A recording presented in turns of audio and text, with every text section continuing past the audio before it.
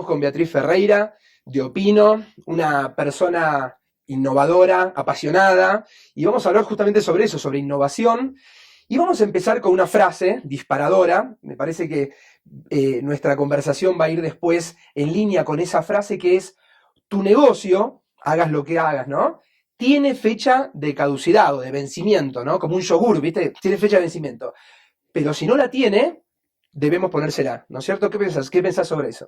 Pues así es.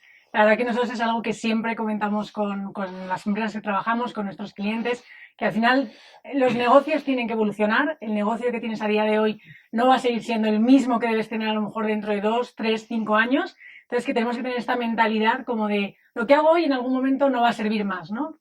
No le va a aportar el mismo valor a mi cliente, no me va a hacer seguir siendo a lo mejor líder dentro de mi mercado. Entonces, esta actitud de tener siempre como esa amenaza, digamos, entre comillas, de que vamos a tener que cambiar y evolucionar, yo creo que es una mentalidad súper importante pues, en el mundo empresarial de hoy en día y cuando hablamos de innovación más aún. Porque no es lo mismo ponerle la fecha de caducidad que encontrarse con la fecha Exacto. de caducidad. ¿Cuáles son las diferencias entre decir mi negocio va a terminar acá y voy a evolucionar a llegar a ese fin, ¿no? Es muy diferente. Exacto. Yo creo que al final es un tema también de supervivencia, ¿no? Si nosotros estamos preparados para que en algún momento yo sé que tengo que estar muy atento a lo que ocurre, que tengo que ir cambiando, o sea, yo creo que es más una actitud del día a día, no es que yo diga, en tal día dentro de 2 años voy a cambiar mi modelo de negocio, ¿no? Es más como un mindset que ocurre cada día, ¿no? La diferencia con que te lo encuentres es que puede ser el que te quedes fuera, ¿no? O que realmente ya sea muy tarde para querer ponerte al día con un mercado que lleva moviéndose y evolucionando desde hace mucho tiempo. Entonces yo creo que ahí está la gran diferencia. Sí, Bill Gates dice, yo lidero mis compañías pensando que en 2 o 3 años voy a quebrar, ¿no? Desde ese lugar, con esa Exacto. amenaza, ¿no? Es un poco esa mirada. Pero esto de que voy a quebrar no tiene que ser algo negativo, digamos, que me paralice, sino que al contrario, me tiene que motorizar para innovar permanentemente. Es que suena muy radical, pero realmente yo creo que eso es lo que hace que todas estas empresas, y por ejemplo, pues Jeff Bezos, ¿no? Que hace poco envió este último email a sus empleados informándoles de que, oye, pues ya en unos meses va a dejar de ser CEO, y acababa diciendo, sigue siendo el día uno, ¿no? O sea, como esta actitud tan radical de decir, o sea, lo que estamos haciendo no nos pongamos cómodos, ¿no? O sea, en unos años vamos a tener que cambiar y cada día tenemos que estar pensando en cómo desafiar lo que hicimos ayer, ¿no? Entonces yo creo que este movimiento, esta actitud, es lo que realmente a día de hoy en los negocios tenemos que tener, ¿no? Porque al final el mundo, el mercado, el entorno se está moviendo tan rápido que o aprendemos a movernos con él o realmente nos podemos quedar atrás y encontrarnos de cara con esa fecha de caducidad que nos pusimos, ¿no? El presidente de Coca-Cola o un presidente anterior decía cambiar antes de que tengamos que cambiar. Es un poco eso, ¿no? Porque cuando tenés que Exactamente. cambiar, ya es tarde. Nuestros alumnos son emprendedores o profesionales, ejecutivos, y el tema de hoy es innovación. Contanos acerca de la historia de Opino, de tu rol dentro de Opino, cuál es el propósito de la compañía. Quiero que nos metamos en esa organización que es alucinante. Muy bien. Pues Opino es una empresa que nace hace 12 años. Nosotros nos dedicamos a todo lo que es el mundo de la innovación y la transformación. Y realmente surge porque, bueno, en el año 2008 nuestro fundador, que es Pedro Moneo, estaba viviendo en San Francisco, un poco, oye, pues toda Silicon Valley, la Mm, cuna del emprendimiento, ¿no? Del emprendimiento sí, tecnológico. Y empezó a haber un momento en el que empezó a haber un gap muy grande entre las grandes empresas tradicionales, ¿no? Plena crisis financiera, 2008, un poco el crisis sí. mundial, y por otro lado, todo este nuevo entorno de emprendimiento que se estaba creando, muy en base tecnológica, empresas que funcionaban de otra manera, ¿no? Y como que identificó un poco este gap de decir, oye, aquí hay un mundo que se está quedando atrás, ¿no? Y aquí está empezando a nacer algo nuevo que es muy diferente y que son unas reglas del juego totalmente diferentes, ¿no? Entonces, Opino nace un poco con la misión digamos, de ayudar a estas empresas que están en un mundo más tradicional, empresas que llevan muchos años en el mercado, que incluso han sido líderes o siguen a lo mejor, Automotrices, por sí. ejemplo, bancos, Ujú, aseguradoras, ujú. empresas de energía, farmacéuticas. O sea, al final opino, digamos que la innovación nosotros siempre decimos que es transversal, ¿no? Entonces realmente aplica a cada negocio de diferente forma, Ujú. pero opino, digamos, que trabaja con diferentes sectores. Entonces nace mucho con esa misión de decir, oye, ¿cómo podemos ayudar a empresas que nacieron en otro mundo, en el que las reglas del juego eran muy diferentes a las que hay hoy en día, porque nacieron en un entorno en el que había mucha certeza, en el que realmente sabíamos muy bien qué pasos teníamos que dar para mantenernos en esa posición de liderazgo, a un mundo que de repente nos ha cambiado totalmente el tablero y en el que las claves para mantenerte en el éxito son muy diferentes, ¿no? Entonces, un poco, opino lo que hacemos es eso, ¿no? Y yo en concreto, bueno, pues trabajo en Opino dirigiendo la parte de Latinoamérica, basada en Ciudad de México, donde también hay retos muy interesantes pues en cuanto a lo que son la transformación de las grandes compañías. A estas empresas enormes me las imagino como elefantes que tienen que correr para sobrevivir, ¿no? O sea, Así es.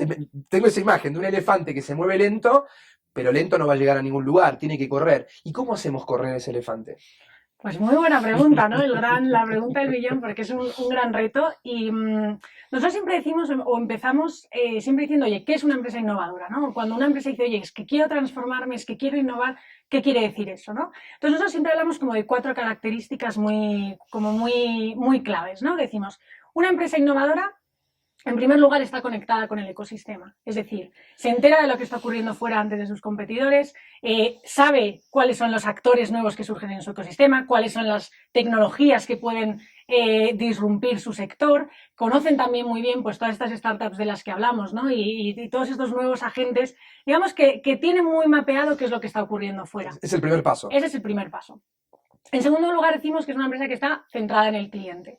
Y esto parece que es algo que suena muy evidente, ¿no? Todos decimos, oye, pues obviamente hay que estar centrado en el cliente, pero la realidad es que muchas de estas empresas, que son grandes empresas, que llevan mucho tiempo trabajando, procesos muy complicados, estructuras muy complejas, llega un punto en el que como que se pierde un poco el norte, ¿no? Y cuando miras desde fuera y dices, oye, es que realmente tú dices que te quieres centrar en el cliente, pero la realidad es que la manera en la que funcionas no te está ayudando a centrarte en el cliente, ¿no? Que están todos en la organización mirando para arriba, cumpliendo órdenes, por ejemplo, enfocados más en el producto y no en saber si ese producto o servicio es lo que el cliente quiere, ¿no?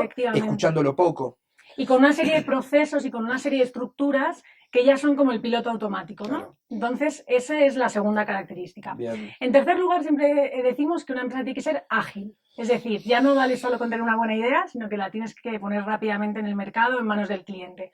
Entonces, aquí todo lo que es todas las metodologías, herramientas, tecnología, por supuesto, que nos ayuda a ser mucho más rápidos y mucho más ágiles en lo que hacemos, también es un elemento muy importante. Y la cuarta, que es una un poco que engloba todo lo demás, siempre decimos que una empresa innovadora tiene una cultura de innovación, tiene este mindset diferente que ayuda, ¿no? Un poco lo que comentábamos al principio, ¿no? Esta parte de decir, oye, mucho movimiento, día uno, siempre, ¿no? Entonces, esa cultura de innovación también es algo que afecta mucho, ¿no? Y que realmente ayuda a que todo lo demás ocurra. Bien, esa cultura de innovación no se logra de un día para el otro, ¿no? Ni con talleres de innovación, ni con cursos. Es todo un proceso, un camino que tiene que ver con que las personas salgan de su zona de confort, estén donde estén, en cualquier lugar de la organización, y estén pensando todo el tiempo cómo poder hacer las cosas mejor, ¿no? Porque todo se puede hacer mejor y hay que hacerlo mejor porque si no lo hace mejor la competencia. Estrategias de innovación. ¿Cuáles son las estrategias? ¿Cómo podrías clasificarlas? ¿Y qué nos podés contar acerca de las distintas estrategias de innovación? Bueno, pues aquí podríamos hablar de muchas cosas, ¿no? Y por hablar de algunas que yo creo que quizás pueden ser como prácticas también para lo que hemos hablado y para los estudiantes, yo me gustaría empezar hablando por la parte de las personas, ¿no? Porque muchas veces cuando hablamos de innovación o cuando hablamos de transformación digital parece que son cosas muy sofisticadas, ¿no? Y nuevos productos y tecnología y tal, pero todo empieza en las personas al final, ¿no? Y realmente el gran reto que tienen las compañías tradicionales es realmente conseguir transformar a las personas, ¿no? Hay un estudio de McKinsey que dice que, bueno, estudiaron a más de 2.000 empresas que estaban en procesos de transformación digital y decían, oye, ¿cuál es la principal barrera para que realmente consigas este cambio, ¿no? Bueno, pues barrera número 1, el reto cultural y de comportamiento de las personas, ¿no? Realmente cuesta mucho. Al final, el ser humano no nos gusta cambiar, aunque llevamos toda nuestra historia adaptándonos, no nos gusta, ¿no? El que nos cambien lo que estamos haciendo. Entonces, ahí nosotros siempre hablamos mucho de un modelo que nosotros utilizamos que decimos, oye, cuando tú quieres cambiar la cultura de tu compañía, cuando tú quieres transformar a tus personas, tienes que tener como 3 elementos en mente, ¿no? el que las personas quieran transformarse, puedan transformarse y sepan transformarse, ¿no? Y esto podríamos decir, quieran innovar, puedan innovar y sepan innovar, ¿no? Al final aplica un poco a cualquier cambio que queramos hacer, ¿no?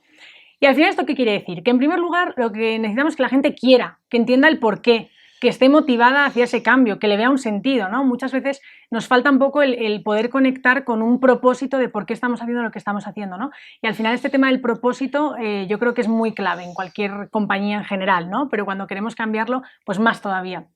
En segundo lugar, que las personas sepan cómo cambiar. Hablábamos antes de metodologías, mencionábamos Design Thinking, mencionábamos Lean Startup. Oye, venga, innova, ¿no? Y dices, oye, pues ¿y qué hago, no? Y vengo mañana a la oficina y ¿qué hago? No, pues tú a innovar. No, pues vamos a ver, tenemos que enseñar a la gente a cómo pues, ciertos marcos de trabajo, metodologías que pueden ayudar a que, oye, de un reto generemos una nueva idea de negocio, por ejemplo, ¿no? A que aprendamos a cómo experimentar o cómo validar ideas. O sea, esta parte también de cómo formamos y capacitamos a las personas es muy importante, ¿no? Y aquí, por ejemplo, con los líderes, con el liderazgo de las organizaciones, también es muy clave, ¿no? Porque ahí muchas veces cuando cuesta mucho cambiar, a los líderes les cuesta mucho y tienen mucho impacto en el resto de personas que están a su cargo, ¿no? Y luego la parte de que puedan. ¿Y esto qué quiere decir? La parte del poder es la parte como más enfocada a los sistemas, procesos de la organización, ¿no? Aquí, por ejemplo, y te pongo un ejemplo, ¿no? Oye, queremos que aquí todo el mundo innove, ¿no? Pero ahora yo vengo con una idea y me dicen, aquí no hay presupuesto, aquí esto, céntrate en tu trabajo, no líes, ¿no? O sea, al final ahí estamos teniendo una falta de coherencia, ¿no? Si queremos que la gente innove, entonces tendremos que poner también los medios, los recursos para que eso pueda ocurrir, ¿no? Entonces, nosotros, esto es una como marco que utilizamos mucho cuando vamos a empresas, porque luego hay una serie de iniciativas que se desgranan de cada uno de estos elementos, ¿no? Y yo siempre digo, hay que verlo como desde el punto holístico, ¿no? ¿Qué estás haciendo para que tu gente se motive y quiera innovar? ¿Cómo les estás capacitando? Y realmente estás poniendo los medios para que eso pueda ocurrir, ¿no? Que, por ejemplo, oye, pues lanzamos un proyecto piloto, ¿no? Entonces, esta yo creo que para la parte de personas yo diría que esta es una de las claves, ¿no?